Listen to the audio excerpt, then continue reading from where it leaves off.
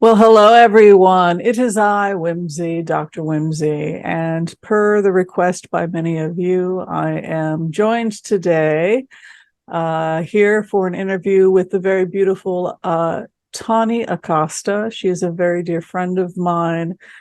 She is a trans female, and she was asked by many of you if she would come on today and answer some of your questions. So, hello. Good morning, Whimsy, and good morning to, I've wanted to say this all this time, all you beautiful, sensitive people. Yes, we do have many beautiful, sensitive people that do come on, that do watch the show, and I'm very appreciative of that. So, first things first, tell us a little bit about who are you, Tawni? Can you tell us a little bit about who you are? I'm going to give you the Sure. mic. Just feel free to tell us who you are. Who are you, and what do you do for a living? What's your work exactly? Okay, my work is I am both a coach and a certified hypnotherapist. I have been specializing to help people within the extended LGBTQ plus community dealing with issues of authenticity and identity. But really, it's not exclusively an LGBTQ plus thing. It is a human thing. Because at some point in our life, we have to ask ourselves, who are we and what type of life do I want to live? And that evolves as we go throughout various, our life's journey. Mm-hmm. When somebody comes to your office and they are a member of the trans community and they're seeking your help, what are the most common problems that you think that a trans person faces today, growing up, just living as a trans person in the United States?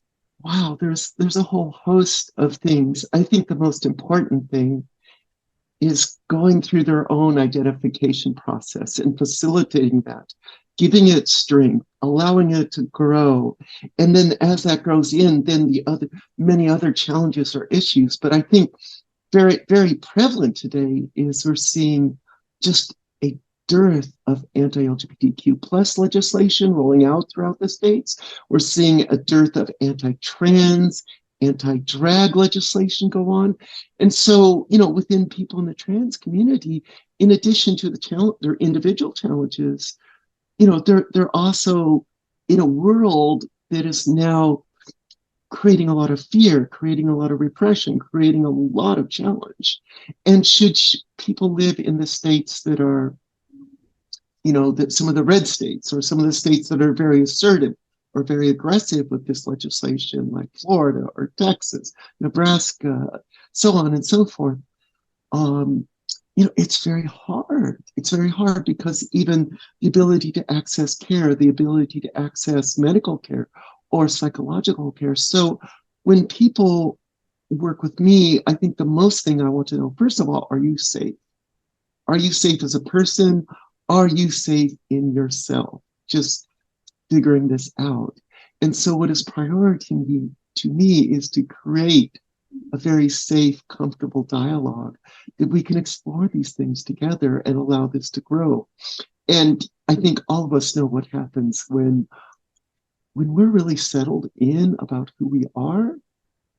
That begins to not just flourish with addressing the particulars of what may be a gender transition. It may not be, but what may be a gender transition, but it will flourish into relationships, navigating a world, career, friendships, so on and so.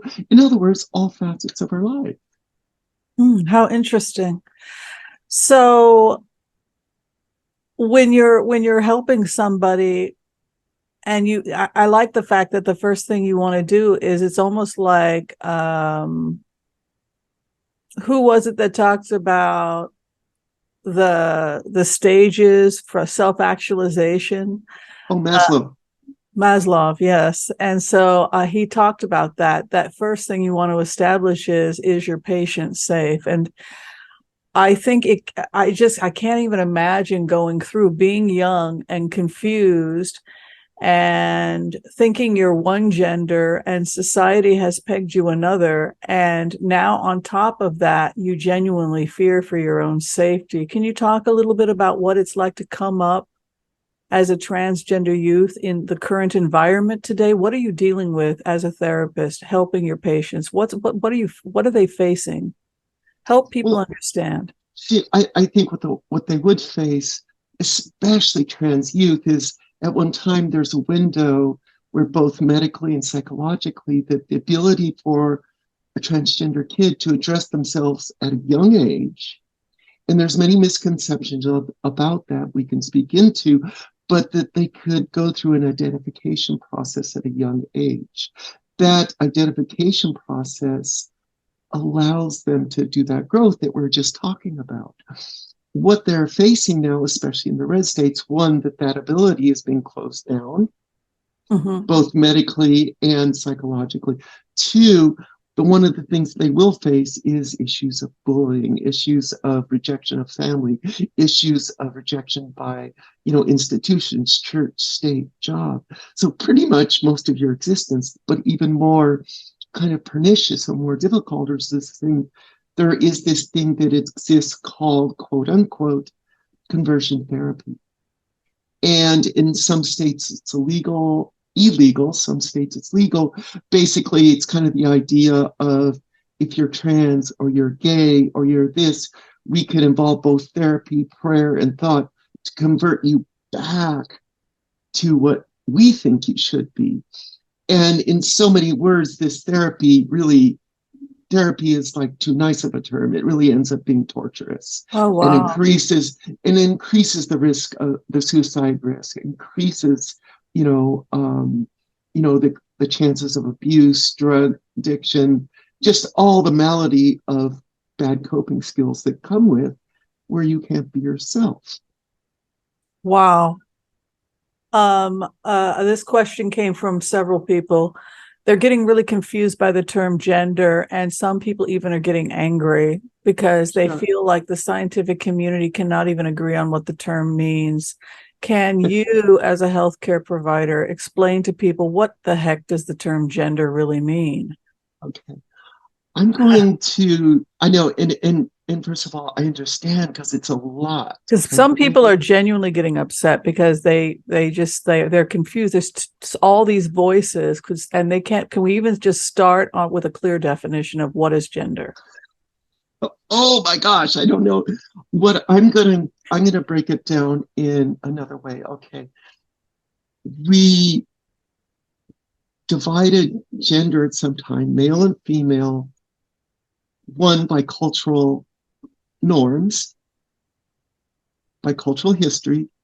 Second, when DNA was first discovered by Watson and Crick, and later to analyze chromosomes, we say, oh, we got it. Men are XY, women are XX. Okay. And that was called what is called, and then that process, just thinking about XY and XX, as a baby matures, it comes into. Well, we have a problem, Houston, because I took genealogy in med school and we discovered that not everybody is XX or XY. Now I got a problem. Are they no longer a human being? What are they? Exactly. So in one way, in terms of, first of all, that's the first answer to that question. DNA varies. It isn't as fixed as we thought. We thought DNA was just this, blueprint that was something like the commandments of Moses, to coin a phrase, but really there's incredible variation in DNA itself. There's incredible, you can have people who are XXY, you can have literally females who have male chromosomes. Yes. And a lot more common than I think people realize. I mean, you can be XY and present as female because the Y, because you can have anti-murylin hormone where the tissue doesn't respond to the Y chromosome, to the hormones. And so you never develop secondary male sexual characteristics. That's true. So the question of what is gender actually gets not as clear as we used to think it was. And so I'm going to go back sociologically in more ancient, older cultures, indigenous cultures of the US, even in older Jewish cultures, older cultures in East India, they acknowledged a variation of gender. they acknowledged a different of expression of it. So I'm going to take this from two different points to answer this question. It is very confusing, and I want to say that. I think the point, here is my thesis, is basically nature survives, society survives with variation. It is the soup that makes us all work, and it doesn't work so well with homogeneity. Mm-hmm. So gender itself, even what we used to think of, we would identify gender by DNA, that varies a lot, a lot. And even, but now I want to take a separation where the word, there's physical gender, which is your primary sexual characteristics, being your genitalia, breasts, so on and so forth, or, or not, you have primary sexual characteristics. Okay. And that was used to identify gender.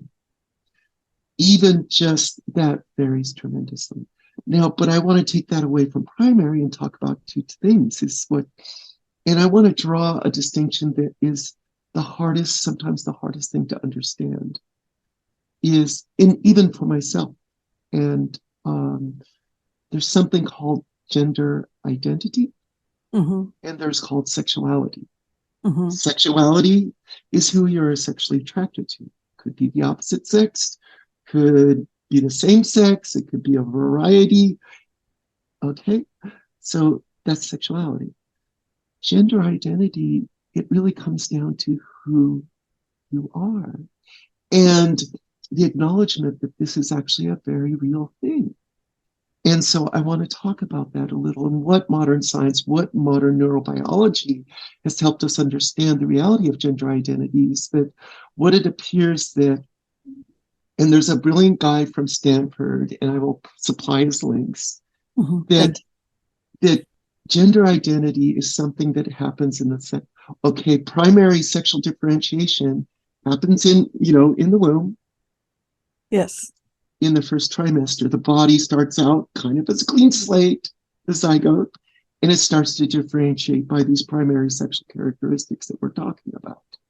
Okay.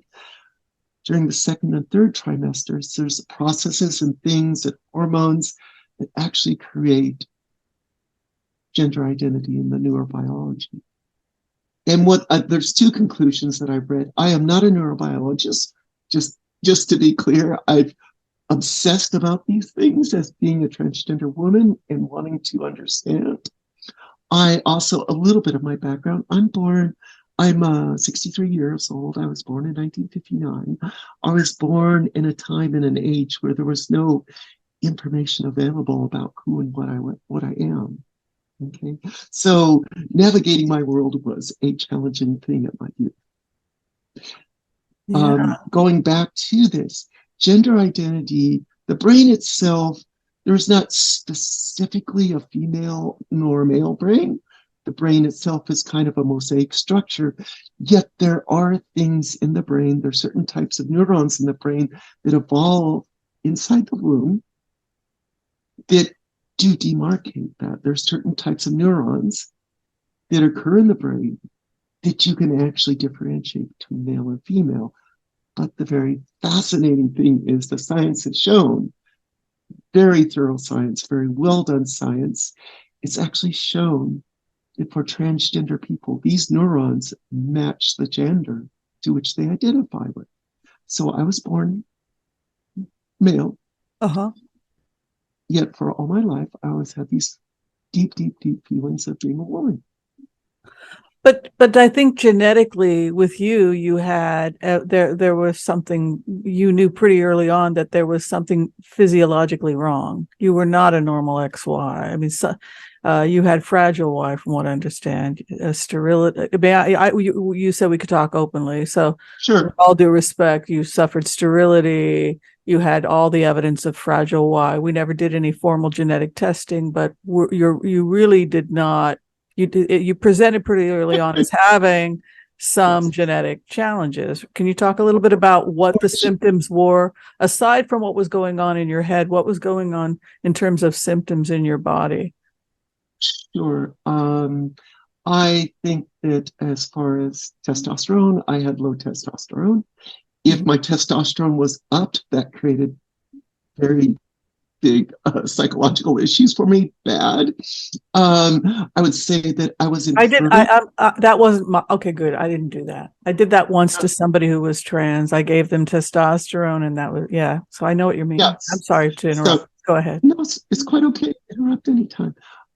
I grew up pretty much infertile. I couldn't conceive. So, and, sex drive and stuff like that. And then kind of that male assertiveness and stuff like that. Did I have that? No. And so behaviorally, I was very different. Sexually, it's just, how do I put it bluntly? Stuff didn't work great down there, Right.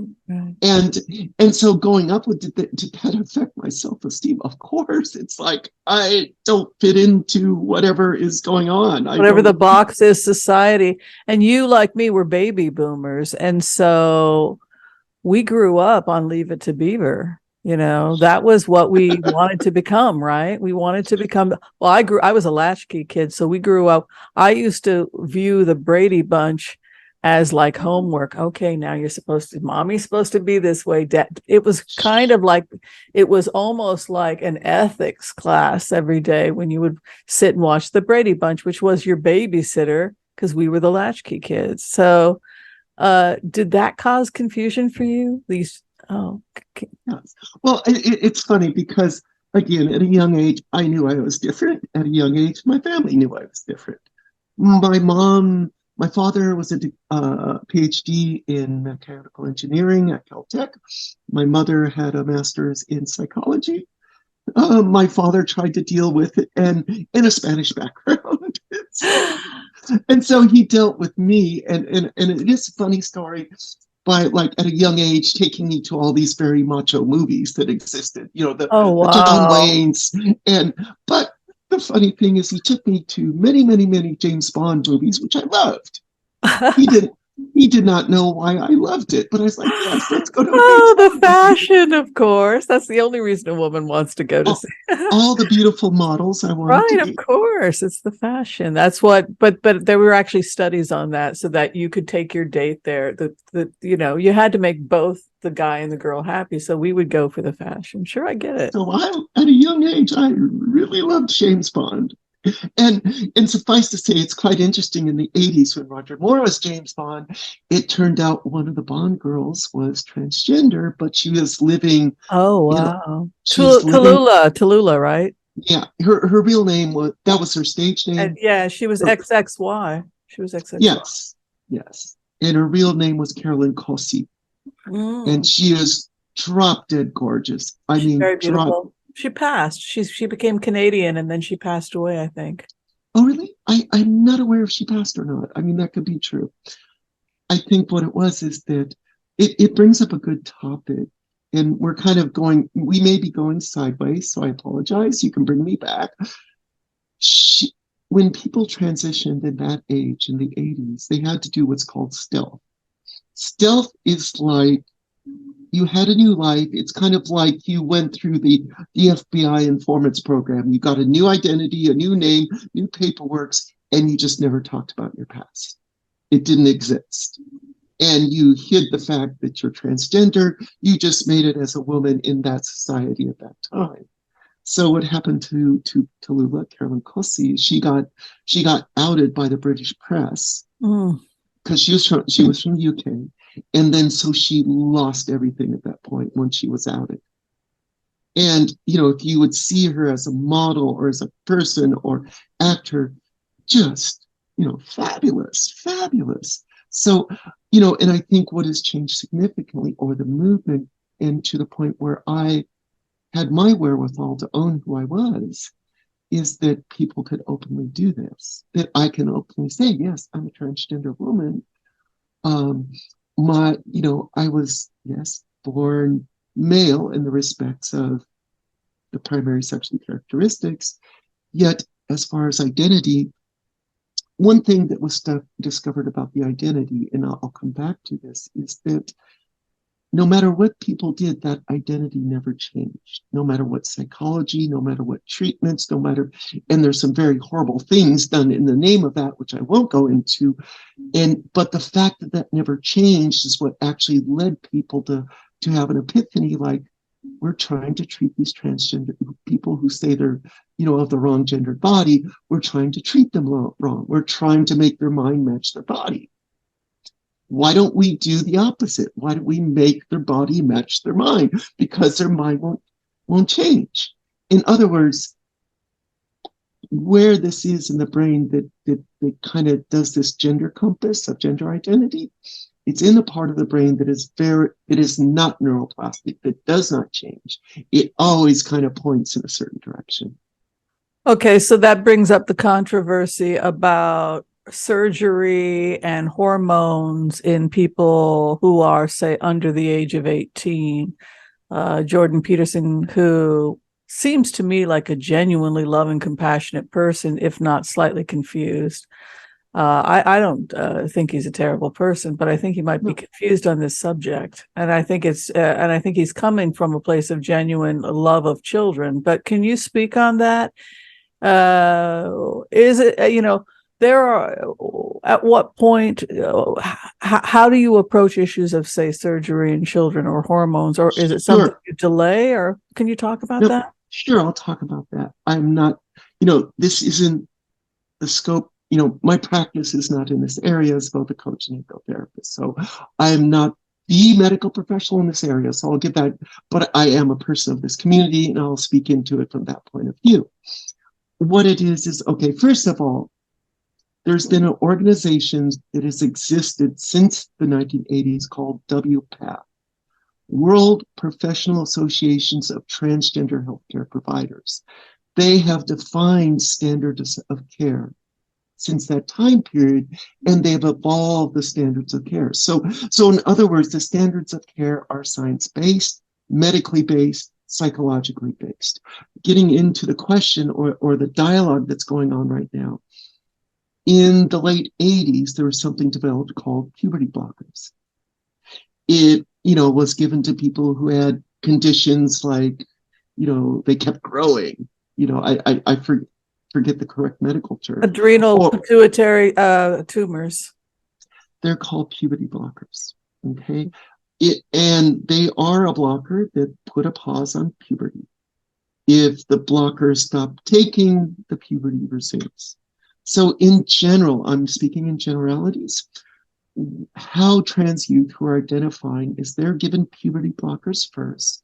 So the full maturation of their sexual characteristics is kind of put on pause. It gives time to administer help, psychological patience, to allow this process, definitional process, to happen. And what science has found consistently is when people identify with their gender identity, it does not change. It does not change. It just doesn't change. So there are arguments that at 12 years old, a child might say, I'm a girl, or at 5 or 6. And then if they're left to their own devices, they'll grow up to just identify as gay. And so therefore, early medical interventions for a child that identifies as the other gender may not be the best idea, because they're just going to grow out of it and grow up to be gay. So yes, okay. I'm seeing. So the point is, the puberty blockers give a pause. It gives a pause for both psychological treatment. It gives pause for to affirm this is really what's going on with this child. So after the right qualifications, they may be able to take hormones to the gender tube, which they identify, or is called cross-sexual hormones. Wow, very, very interesting. Okay, I have another question. And the surgeries that we shall use the term irreversible, okay, which those are not done until they are in adulthood. Oh, okay, great. Yeah, I thought that was true, because there's a lot of misinformation. Okay, the next question I thought was very funny. Somebody said, here's a question for Tawni. Has she ever looked at the people that are attacking the trans community and diagnosed them with any type of pathology? In plain words, the people that are, I thought this was very funny, and I'll ask you, Yes. when you look at the people that are attacking the trans community, even to the point of vitriol, like it's a religion or something, do you as a healthcare provider look at them and start diagnosing mental health problems, and if so, what is this problem we're looking at? Would they benefit from seeing you as a therapist, I guess, is Oh my my God. next question. Well, first of all, I would love to. I will say a couple of things. One more is a joking quote. There's the old quote from Shakespeare, which is "Me think thou doth protesteth too much." And, or in more psychological. Interesting. So you're saying that many of the people that are frightened may be themselves having identity challenges. And so as a therapist, you see fear and you think, wow, what are you so afraid of? Is there something in yourself you're not exploring? Sure. What's going on? And it's so fascinating working as a therapist and what I've had to learn over and over and over again, and it never ceases to amaze me. Problems are symptoms of other things going on. Wow. And not till you start doing that deep work do you really discover, okay, this is what's really going on with this person, this client, this, patient, whoever. But, so I don't really go right to, oh my God, you're homophobic. That means blah, blah, blah, blah. Boy, there's something really going on if there's really this fixation. Right. Well, I want to thank you for hanging with us. This was fun. So before we leave, a couple quick things. Number one, if somebody wanted to see you as a therapist, can you first describe specifically the type of therapy you use Sure. to help people, and and what your contact information is? Okay, the content, I am present on all the forms of social media. I do not have a website, but I'm present on Facebook. But you have a YouTube. You have your information is available on your YouTube site, which we will Yes. link, right? Okay. And basically the way people enter with talking with me is I schedule a free 45-minute clarity call. And that's just to see if it makes sense working together or not. I'll talk about what I do.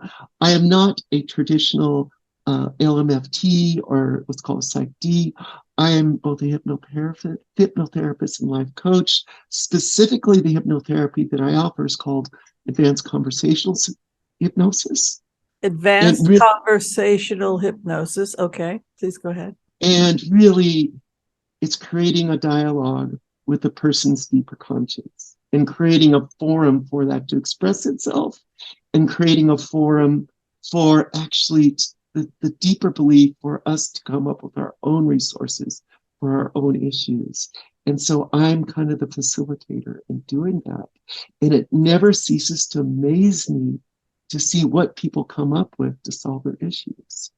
And The next question, I'm sorry to interrupt, is because I know we're running out of time and I want to get everybody. Are you available by phone and by tele-appointment for people who are not? You're in Arizona, is that correct? I live both in Arizona and a bit in Los Angeles, but I'm available. Oh my God, I'm in Los Angeles a lot now too. We gotta hang some way, somehow we gotta hang out, because I miss you. I give sessions primarily, the primary mode is I do sessions by Zoom. I will do, if people are not comfortable video face-to-face, I can do it by audio only. I'm okay with that. And also for the rare instance, some people want to do it in person, I am comfortable to do it that way. The beauty about doing it over Zoom or these other methods is geography, is, we're all serving everybody who needs it anywhere. Well, I want to thank you, Tawni, for hanging with us. And will you come back again? Oh my gosh, yes. I feel like I just got started. And I would say this, I really, really appreciate your channel. Oh, thank you.